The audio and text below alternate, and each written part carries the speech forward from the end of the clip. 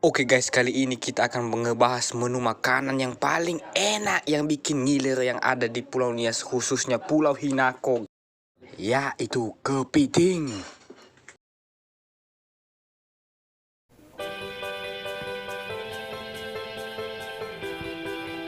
Nah, ini dia guys yang namanya kepiting.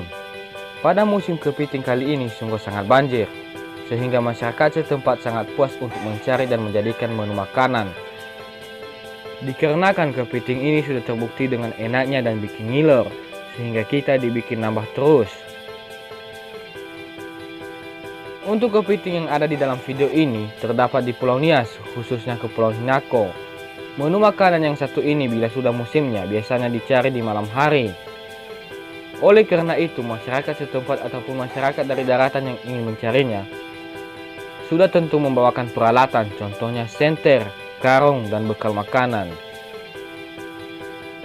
Jadi, untuk kamu yang masih belum mencoba ataupun merasakan dan menikmati enaknya kepiting, silakanlah untuk mencobanya, dikarenakan sekali kamu makan sudah pasti bikin ketagihan.